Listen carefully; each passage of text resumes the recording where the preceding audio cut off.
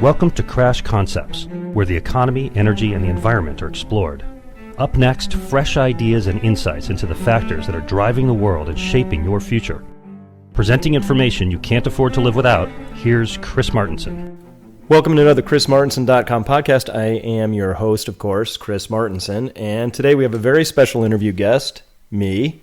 This is part 2 of a series where you ask the questions and I respond to them. And I have, again, Adam Taggart, my partner, here with me today to ask the questions. Hi, Chris. Good to be with you again. How's everything out there in California? It's finally getting sunny and dry. Believe it or not, while it's been pretty warm and sunny your way, it's been a little bit wetter out here. It was wet when I was there last. We have summer here right now, so we just skipped the whole spring thing. I guess so. I hear it's 80 degrees in Chicago this week. Crazy. Yeah, it is crazy, but here we are. All right. Well, you ready to dive back in? I am. All right. Well, we've got a number of questions that we didn't get to last time, plus we had a bunch of new questions come in after people heard the first interview. So, again, we'll get through as many as we can, and something tells me that we're going to make this a bit of a regular occurrence going forward. Excellent. All right. Question number 1 comes from user Shep Video. What's the most likely course for the Great Contraction? Do you see a financial crash and chaos, or a more gradual deleveraging through inflation as energy costs rise? The most likely course, the most probable course, is exactly the course that we're in right now. I've always held that if we hold the mental image of a bowling ball rolling down some stairs, that will probably be pretty close to what's going to transpire. And the reason for this is that we have a very large, interconnected, gigantic world economy, and it's got a lot of inertia, like a flywheel does, and things tend not to change too dramatically all at once. So my 80% probability has always been that we're going to see long periods of relatively steady decline, then with a sharp drop, and then there'll be these recovery periods. And we've had a rather remarkable recovery period for the past year and a half or so. It's the best recovery that approximately 6 or 7 trillion of freshly printed money can buy. And I expect to see more of that as we go forward, because in this story, the resources don't run out all at once, and the oil doesn't suddenly go to $200 or $300 a barrel and shock the system. Those are fairly rare events. The much more probable outcome is exactly what we're in the middle of right now. We're going to have these apparent recoveries. They're going to get truncated for whatever sets of reasons. We're going to have financial media that's going to try and pin the blame on something other than what's really the case, which is we just have too much debt and our energy costs are really high. So again, that's the most probable outcome. We also spend time around here preparing for maybe the improbable or the less likely outcome, which has a fairly high chance, it's not zero, where there could be a rather sudden break that really does throw things into a bit of turmoil for a while. That could be some attack on Iran that comes forward that suddenly does vault oil by a factor of 2, perhaps. It could be some sort of a disaster in the derivatives market that ends up taking out a couple of big key players. That's almost happened a couple times as we've gone along here. It could just be some ill-timed words from the Chinese finance minister. Who knows? So there's always a possibility that in this global hyper-interconnected system that we have, of something much more dramatic happening, but it's not the most likely outcome. Got it. But presumably that's why investing now for your resiliency is so important, is because you can't forecast those unexpected events, and so you want to be as prepared as possible for if and when they do happen. Well, why not? It's very cheap insurance. It does not cost a whole lot compared to the benefit you would receive from that insurance if it ever had to pay out. That is the absolute definition of good insurance. Yep. All right. Question number 2 comes from user PDB. One of the things that attracts this user to you, Chris, is your positive outlook on the potential for the future. They write about asking to learn more about your plans for future Crash Course chapters and hoping that they include a discussion about community-focused actions that might help people envision a future worth working towards. Can you share those plans, and who are the people you turn to for inspiration around that type of topic? Great question. We have a set of seminars coming up, one at the end of this very week, over this weekend of March 23rd through 25th at Roe, and then one later out at the end of June, stretching over that final weekend of June into the 1st of July at Kripalu. And both of those seminars are designed exactly to talk about how it is we want to incorporate the information, the implications of the crash course into our lives. What we really care about here is not so much that everybody figures out how to maybe protect a little more of their wealth than the next guy, or finds a way to squeak through. We want people to be happy, healthy, living into this period with as much purpose and joy as possible. There are really so many examples out there in history, Russia being a prime one. When the USSR broke down economically and became Russia and the satellite states again, what happened there, what we saw was that most people, of the deaths that were recorded, over half of them were because of alcohol consumption. And people had housing and they had food. What they didn't have was a sense of purpose. What they didn't have were jobs. What they didn't have was that other thing to live for, because what they had was a narrative that said, I need a job in order to feel purposeful. I need to be plugged into the system in order to have something that I can attach myself to. If that goes away, there's no reason, if that being your job or the larger infrastructure somehow changes, that shouldn't lead you personally to collapse inward on your own self. So we spend time really thinking about how we want to be. This is one of these great moments in history where we get to ask some of those awesome fundamental questions, which is, what really gives me a sense of purpose? How do I want to be remembered? What kind of jobs do I want to work in? Which ones do I not want to work in? Where do we find hope and inspiration? And my personal inspiration lately, the people I've been turning to, are those who really can help guide us on our inner journeys to figure out how it is that we can become the masters of our own domain. Meaning that whatever happens in the outer world, I want to have the calmest, most centered mind frame so that I'll be in the best position to react or respond to whatever's happening around me. I don't want to be full of anxiety. I don't want to be freaked out. I would like to come into this, whatever's going to happen next, whether it's a really positive future or one that's going to require a lot of attention, whichever future comes, I want to be standing there with as much calm, certainty, and purpose as I can. So there are a variety of books and teachers out there. We'll go over some of those at these weekend seminars, and I'd be happy to tell people about some more of those. These are not, I don't think, for everybody, but they certainly fit for me at this particular stage of my life right now. And some of them are Eastern and some are Western. There's sort of a hodgepodge at this point. Great. Well, for those people that are looking to learn more about these upcoming events, the two you mentioned, the one at Roe and the one at Kripalu, they can go to the front page of chrismartinson.com and look at the upcoming events module on the page there. You'll find links to both of those seminars and be able to get more information about them. I will make a quick plug that the Roe seminar is actually this coming weekend. So if you're listening to this and potentially have an interest, something that I would recommend looking into quickly. And for a more recent example of somebody who also has given me inspiration, right here on our very own website, search out a podcast with Charles Eisenstein. That was a good one. He was very much in the vein of what I'm talking about in this response to this question. All right, great. All right, next question comes from user Aggravated, who writes, what's your advice for those who live or work in cities? This is one we get a lot, the urban prepper. Absolutely. Well, if I lived in a city, the first thing I'd want to do is make sure that I'm as prepared as I can possibly be. We think of three types of preparations. There are physical preparations, so there you're going to do what you can across the bottom of Maslow's hierarchy of need. You want your shelter, your food, your warmth, things like that, as attended to as much as you possibly can, with the idea of building a little resiliency, a little buffer in there. There are financial steps that apply to everybody. Doesn't matter if you're rural or urban. Those steps should be taken as well. That's primarily about moving your money into safe locations and places where they have a much better chance, your wealth and your funds, where they have a chance of withstanding whatever might come. Knowing that that's hard in the post-MF global world of really knowing what's safe and what isn't. And then the emotional preparations, which I just talked about prior, those are very important, and they apply, again, equally whether you're rural or urban.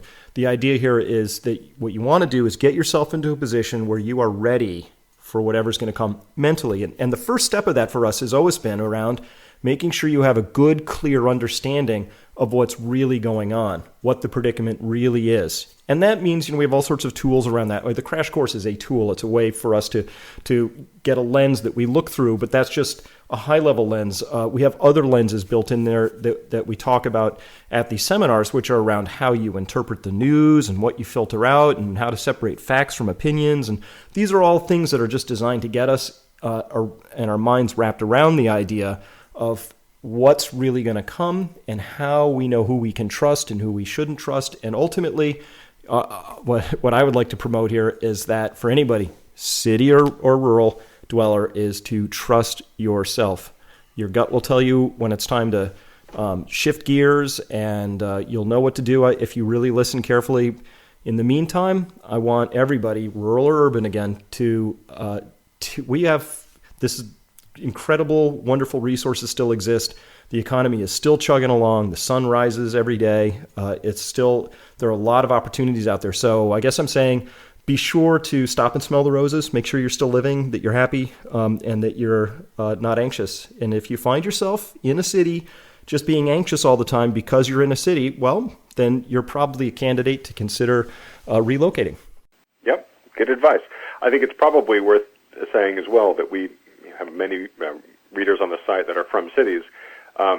One of the complaints we hear about people living in urban centers is that building community is difficult. And while I think that very well might be the case, it's certainly not impossible. And don't dismiss it out of hand as something that can't be done, because we have lots of examples from people on the site that have worked hard at building community, even though they're in an urban setting. Great. Next question comes from user CNB Baldwin. What existing technologies do you think will be most dependable in a peak oil future? For a homestead, apparently. Are there systems you particularly recommend investing in or implementing now? Oh, absolutely.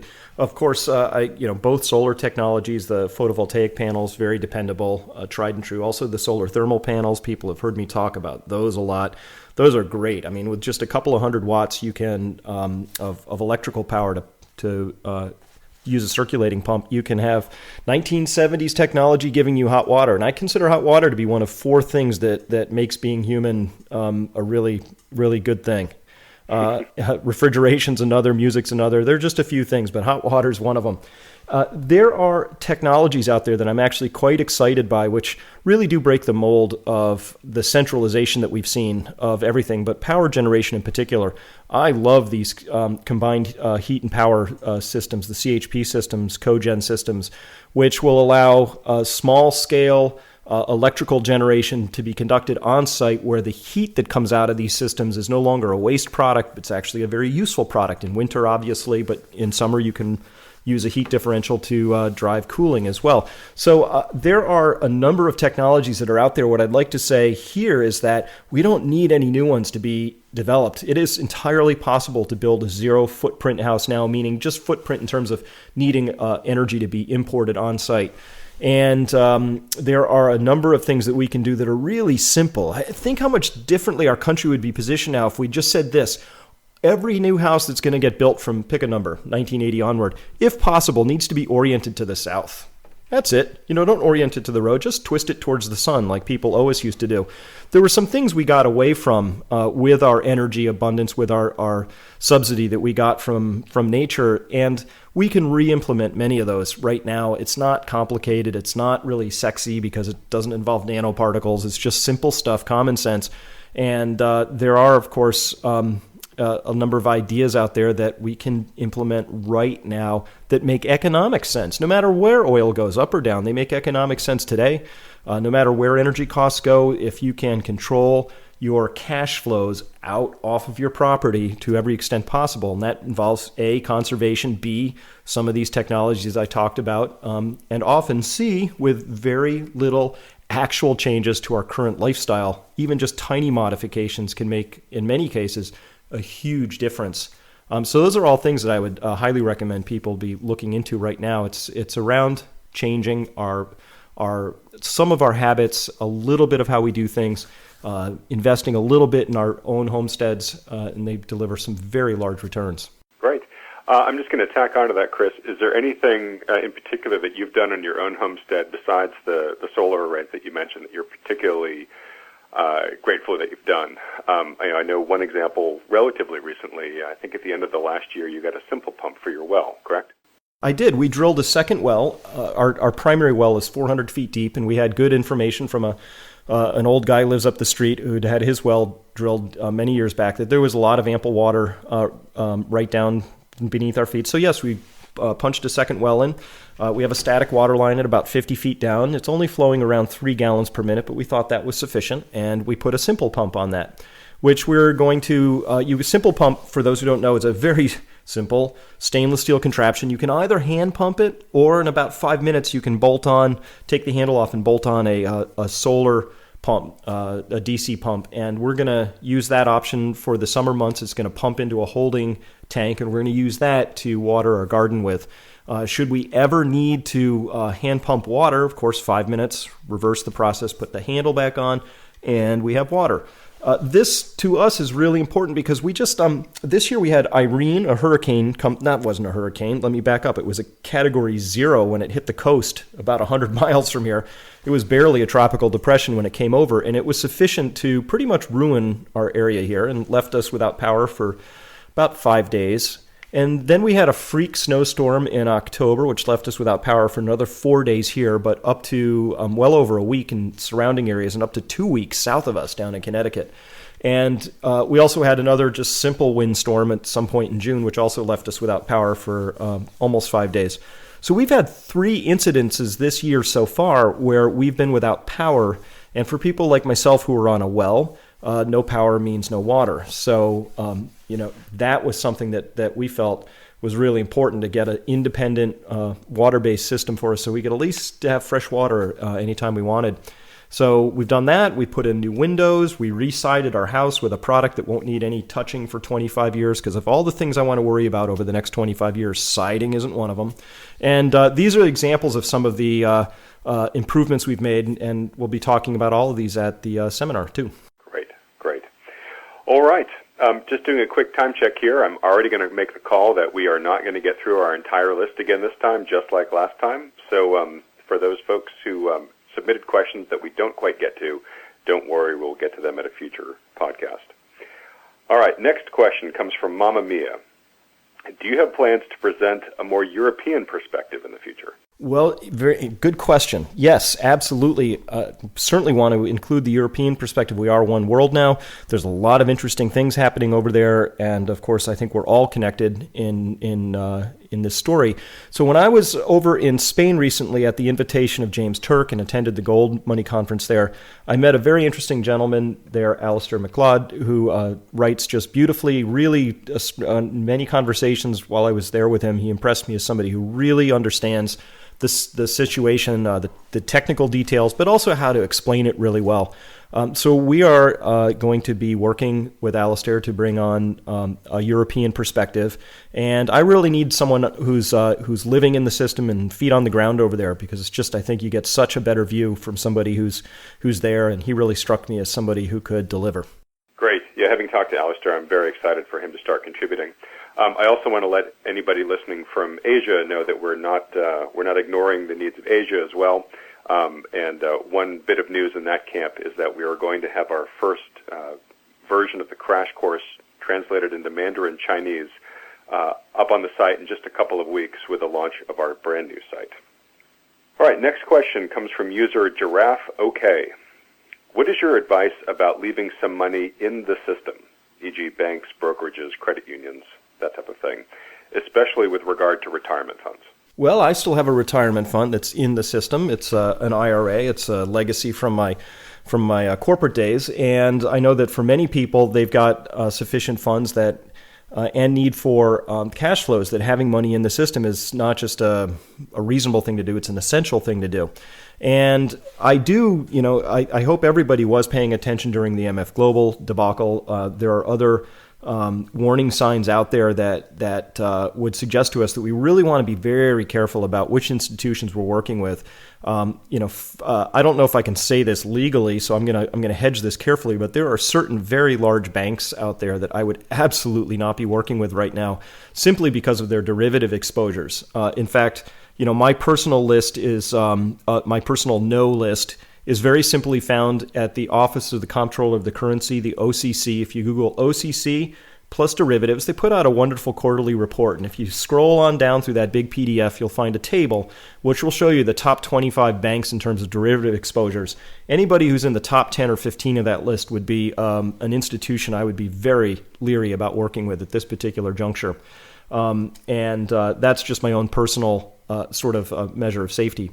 As well, though, for people who do have money in the system, I understand, this has got to be one of the most challenging, and I'm putting air quotes up here right now, investment environments that we've ever seen. I talk with people. You're putting air quotes around investment, correct? Investment, right.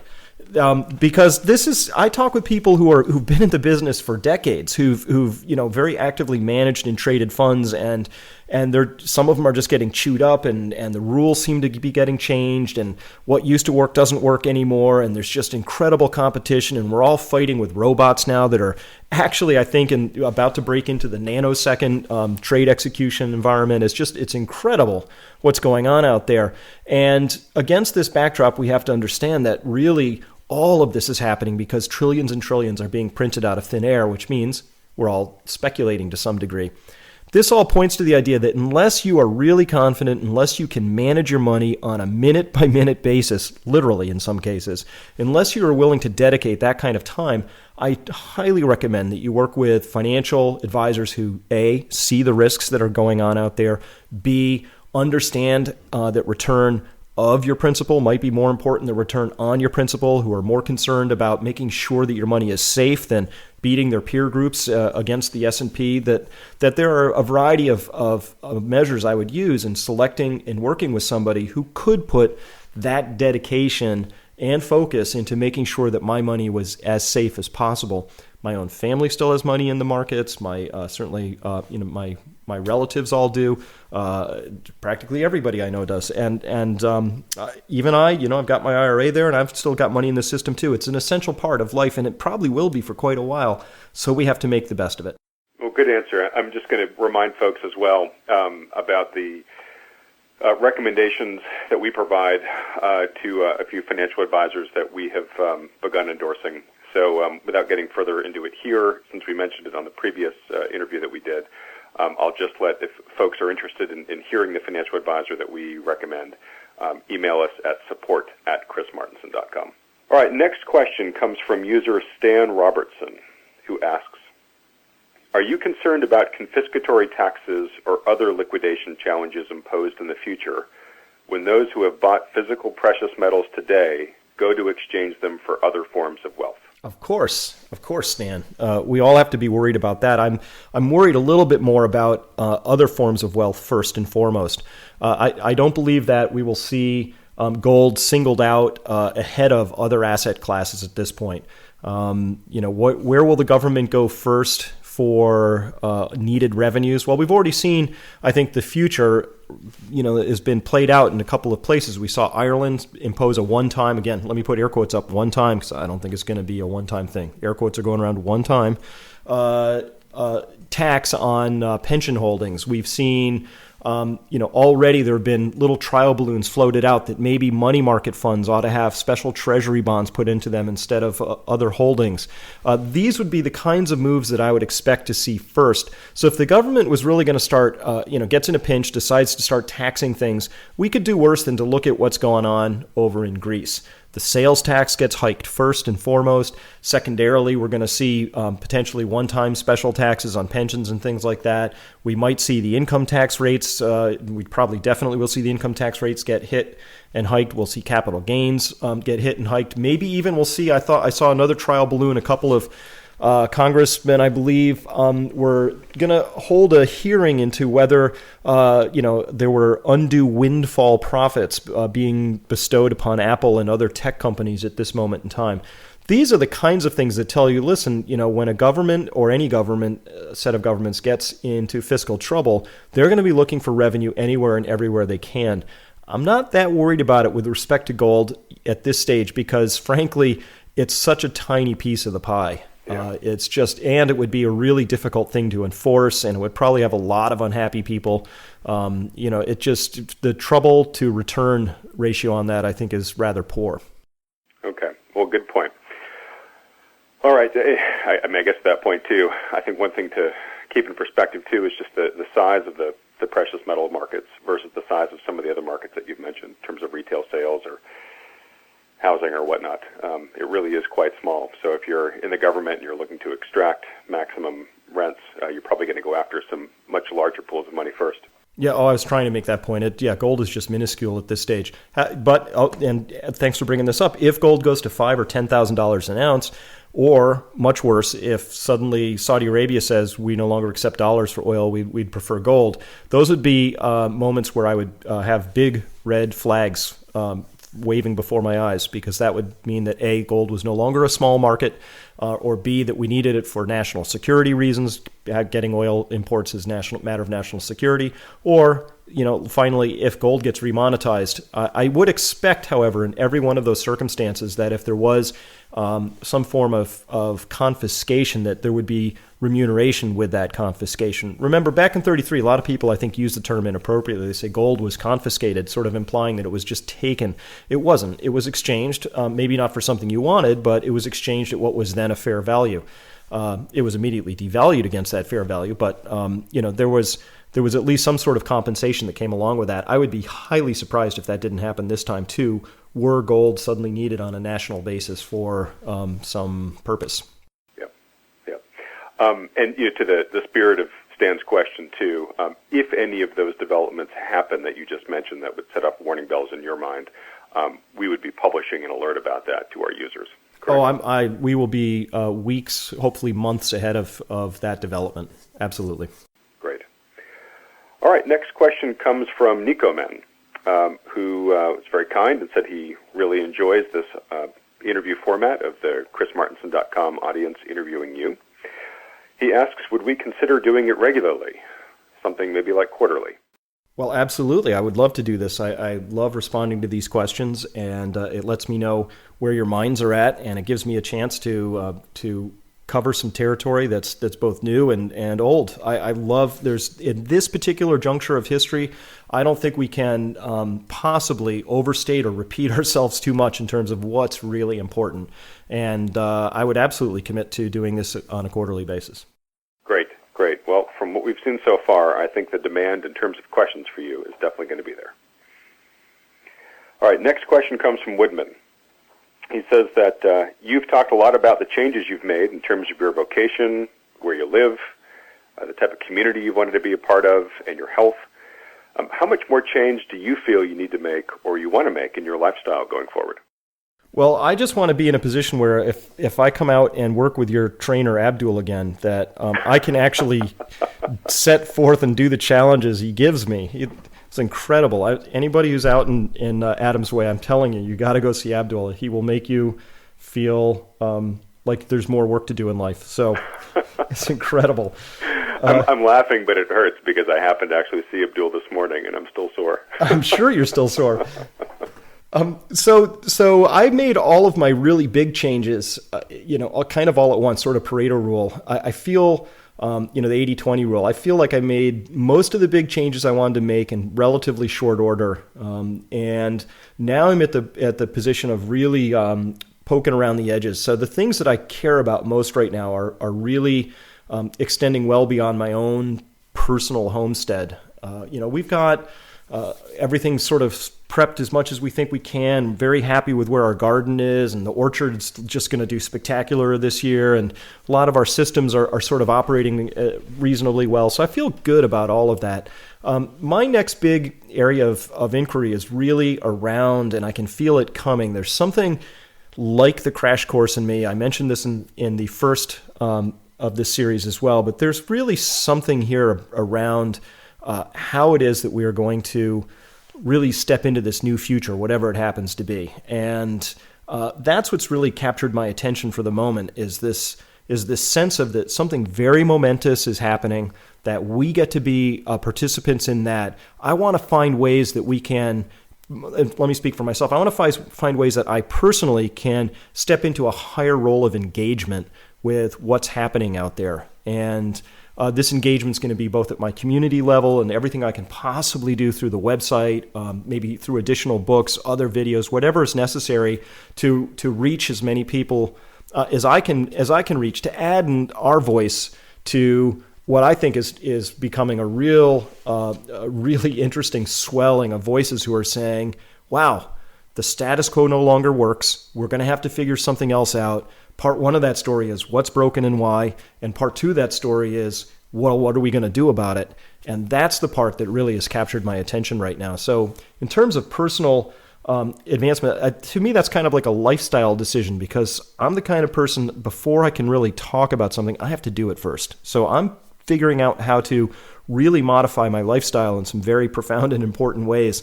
And the good news is I'm happier, I'm healthier, and I feel quite positive about both my personal situation and about the future that we could have. So just to repeat that back to you, it sounds like you're feeling pretty good about sort of where you are on the lower levels of Maslow's hierarchy of needs in terms of the main things you've taken care of in your life over the past couple of years, and now you're looking to move up that pyramid more to sort of a purpose and an identity level. Is that accurate? That's exactly right. All right. Something tells me that the community here is going to be very interested to hear what you learn as you go through that, and be very eager to begin to get some instruction and guidance that you may have for how people can do the same thing in their own lives. All right, next question comes from Citizen Man. What would your recommendation be to organizations that direct investments at institutional levels, such as pensions? Oh, first thing, if I'm in a fiduciary role at a pension, first thing I'm going to do is I'm going to knock back my assumed rate of return to something that's actually reasonable and realistic, given A, the past 10 years of history that we've got, and B, what's really likely going forward. Many of these pensions are still holding 7 3/4, 8, sometimes even 9% implied rates of return or stated rates of return going forward, and that's just not possible. They're just not going to see that. But when you said you were going to knock back, I thought you were going to suggest a couple of stiff drinks. Reason. Well, I might want to do that first, and then I'm going to have to knock back my stated rate of return to something more realistic. Is 0% unrealistic? Maybe not in some cases, but it certainly would be at least half what many of the current rates are. And so that raises a much larger question. The pensions need to get their minds around some very big, large structural forces that are in play. Forget about energy for a minute. Let's pretend the energy tax, which is just climbing and been there and absolutely it's got many years of trend under its belt. Let's just look at what we see demographically. With the idea that many of our pension systems are, if for want of a better word, they are pyramid style arrangements where you need more people coming in to pay off the people who came before, and we just don't have that demographic base. Not in the U.S. They don't have it in Japan. They don't have it in Europe. And so just demographically speaking, when you understand that people, go through the cycle of life, they go through peak earning years, which translates into peak savings years, and then they step into retirement and they become net dis-savers as they spend what they saved. That's the phase we're in right now. So again, set aside whatever concerns we have about what the implications are of peak oil on growth. Just on that one basis alone, I think we could make a very compelling case that we're going to have fairly lackluster returns. And that's if we didn't have a moving target out there, and that moving target is the value of the currencies themselves. The second big risk that I'd be worrying about if I was in the pension world would be, what's this money going to be worth? Because I would take it very seriously. People have invested and trusted their money with myself as one of the trustees who's going to, in the future, be delivering that money back to them at some stated rate. Well, if I'm going to give you $1,000 a month in the future or $2,000 a month, I want to be sure it's worth that, or at least is keeping pace. And today, extraordinary risks with how much money the central banks are printing and with how much the governments are deficit spending. So if I was in a big pension and I had those institutions, they've got weight. They have really serious clout that they could bring to bear. If I was some of them, I'd be all over the news saying, we do not agree with this amount of money printing or this amount of deficit spending, because both of those represent extraordinary risks to the future value of their holdings for all of their beneficiaries. So I've really been surprised that the pension funds have been as quiet as they have been, just sort of taking their lumps and I guess kind of hoping that they won't do any worse than their peer group. But I think this requires something a little more extraordinary than that. There's really some extraordinary risks, and they should be, and this is a judgment, stepping up to the plate a little bit more with their concerns and being much more public about them. But the final thing is I would really look at how all of this money that's been collected by pensions, let's imagine I'm a county pension in a state, And I take all this money that I collect from people who work in my county, and then I ship it out of my county. Off it goes. And it goes where? To Wall Street. And they do stuff with it, sometimes fraudulent things. But it ships, whether they do fraudulent things or not, is irrelevant here. What happens is my money leaves the county. And hopefully it goes out into the world and does great things.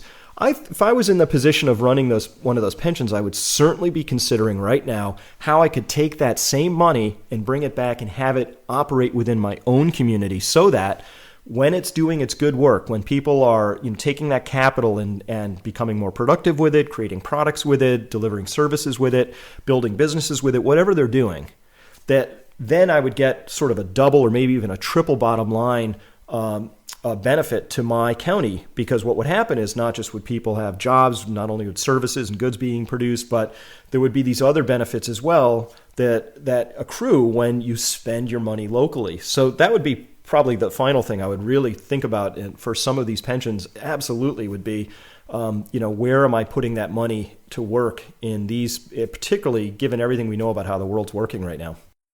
I'm really glad you brought that up, because I was going to ask about that, because as you know, we've had several pension funds ask us about our opinions in exactly that matter. And I think you described it all very well. I think maybe the only other thing I would mention is that when you're keeping the money within your region rather than just shipping it off to Wall Street, there's also the opportunity to define a return on that investment in matters other than just exact dollars and cents in terms of how much more money it made last year than this year, and that's a measurement of resiliency.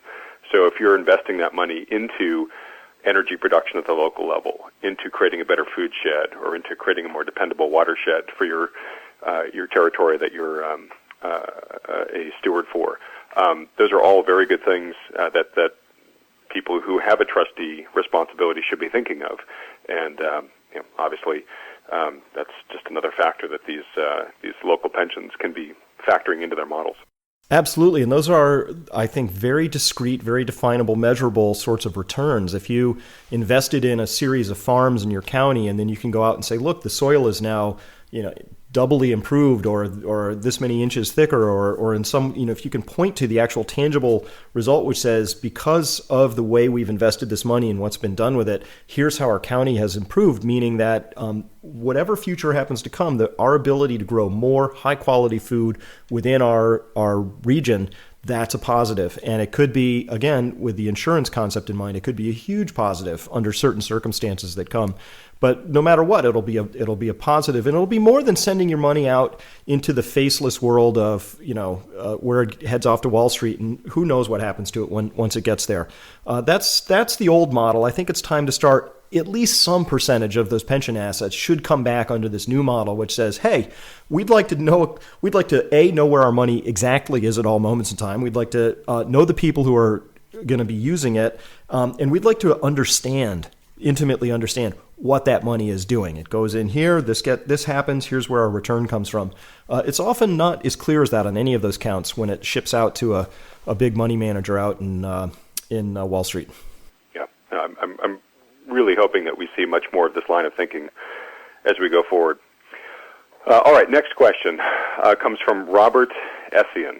I hope I'm pronouncing that correctly, especially since he's one of our most prolific posters on the site. Robert says, do you still forecast a hyperinflationary ending to this story? And if so, where are we on that timeline? Well, gosh, hyperinflationary, yes, we're definitely on that path. This is something I've always been, my core belief has been that humans will behave just like they always have. And so far, I have not been disappointed in that belief, and all the data sort of stacked up. If we look at a chart over the past 5 years of the 8 largest central banks in the world, so the Bank of Japan, Federal Reserve, Bank of England, the ECB, broken into its member states, so that would be Germany and France primarily. When we look at these banks, we see that they've grown almost in the past 5, maybe 6 years, about $10 trillion of balance sheet expansion. There's no way they're going to ever be able to reverse that. And I had this discussion with Mark Faber recently and on a podcast. And so when I look at that line, What's really noticed here, I think the most important part that really came out of that Faber podcast was him noting the observation, which I've heard elsewhere as well, and made the same observation myself, which is that these crises, they started kind of smallish. Long-term capital management, that was a gigantic problem back in 1998. It was about a $3 billion hiccup, right? Which was huge at the time. It was an unthinkable amount of money. And, Federal Reserve and Greenspan had to intervene. And now we look at that and we just laugh. $3 billion, really? That's nothing. That's Tuesday morning for the Federal Reserve now. So it's just extraordinary when we look at the frequency and the amplitude of these interventions and the amounts of money that are being required and the really sort of tepid, lackluster response that happens on the other side of those actions in the economy itself. What we notice here is just the overall trend is that things are speeding up. We are getting less and less out of more and more, less and less actual economic reaction out of more and more monetary stimulus. This is very much what we were expecting to see. This is very much, unfortunately, not a surprise. Where we are on this timeline is that the thing that is different about this story is that it involves the whole world right now. It's not just one country with nice defined borders around it where people can scurry across those borders and get away. Much of the world today is denominated by very, very large concentrated players. It's not you and I that they're really worried about. It's what do you do with the funds that are actually in control of hundreds of billions of dollars. And if you are in control of one of those funds, like, Norway's sovereign wealth fund, where do you put that money? Like, how do you sidestep what we're seeing out here with the balance sheet expansion in the central banks, aka money printing?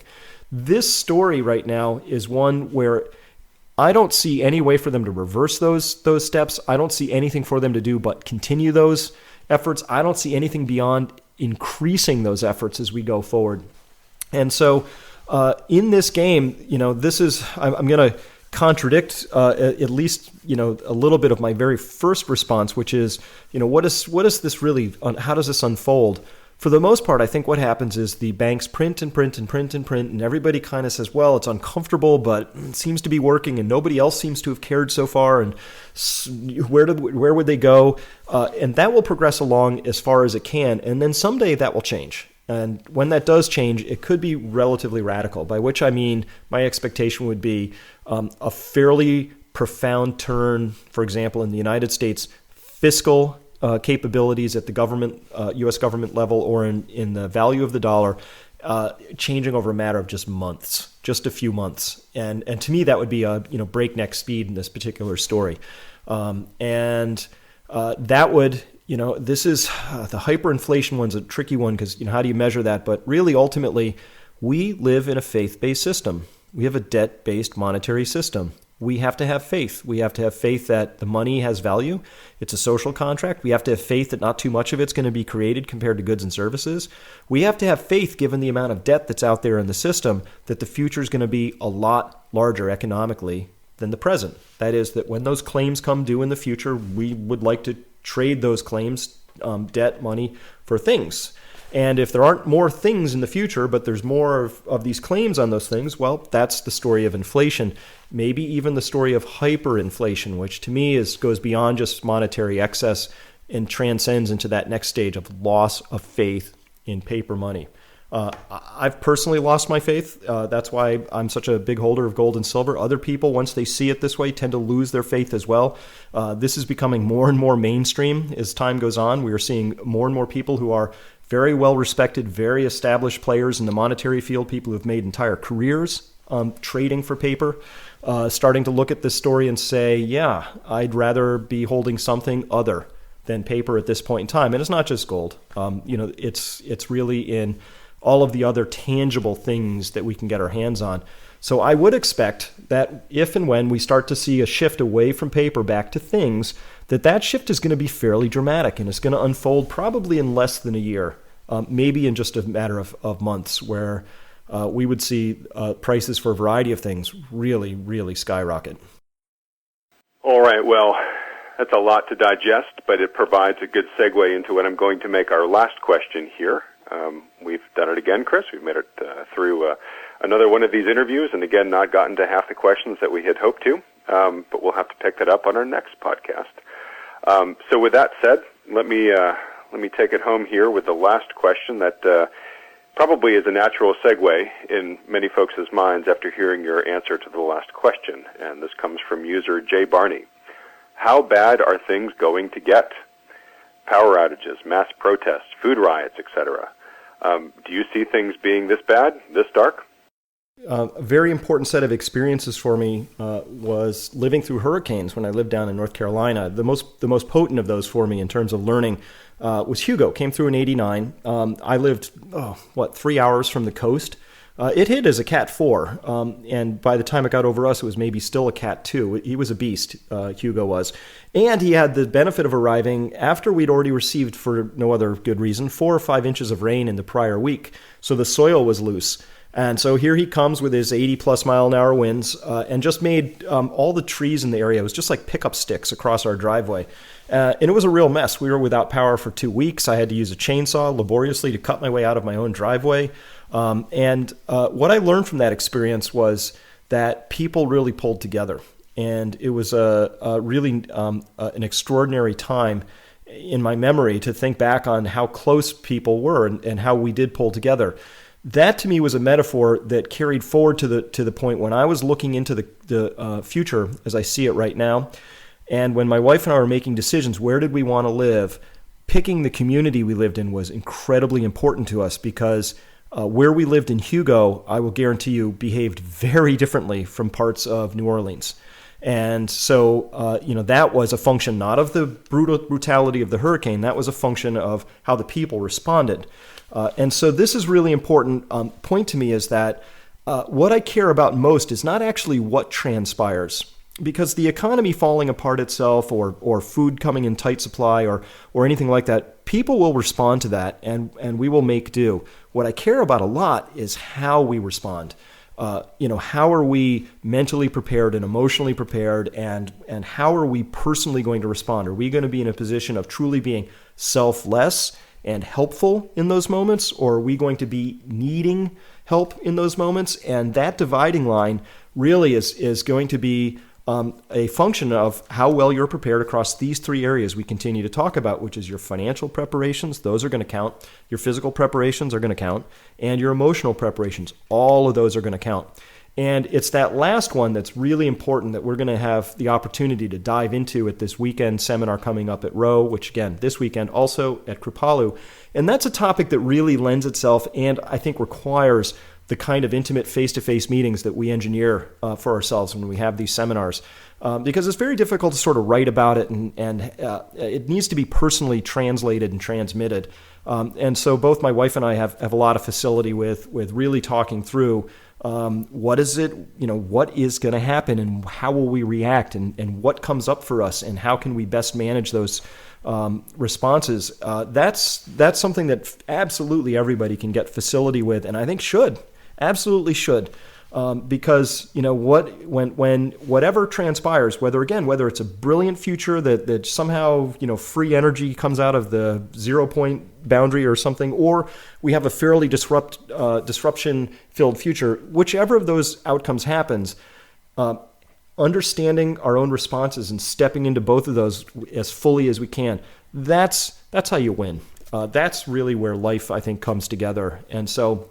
I'm holding on as somebody who saw how a community can respond if it has in its DNA the idea that it's going to take care of itself, take care of its own, and it will do that because that's just how they operate. And I think that's the kind of framework that I want to share and talk about, and then hopefully people will be able to bring that back into their own communities, wherever those happen to be, after the seminars. Good. Well, thank you for taking what I had feared was a fairly alarming question and answering it with such positivity and optimism. Feel much better. And let me, as long as I have to finish that out too around the seminars, because we will be talking physical preparations there, and we'll be talking financial, and we'll be bringing in some financial experts to go through some detailed questions of whatever people might have on their minds. So this is a full weekend that's really around all 3 of those areas, but we spend a little bit more time on the one that's harder to talk about in writing. Great. Well, with that, let me just make one last reminder that the row one is actually this coming weekend. So if anybody is still on the fence, act quickly. And beyond that, Chris, we have now made it through the interview. Thank you once again. And I look forward to doing this again with you in probably about a month or two. All right, Adam, the pleasure's been mine, and you're a great host. You're too kind. Ouch, don't make me laugh. It hurts still. All right. See you next time. Take care. Bye-bye. This concludes this podcast by Chris Martenson. To gain further insight into where things stand today and what might happen tomorrow, please visit chrismartenson.com. That's CHRISMARTENSON.com. Please join Chris Martenson next time to continue your journey toward awareness, understanding, and action.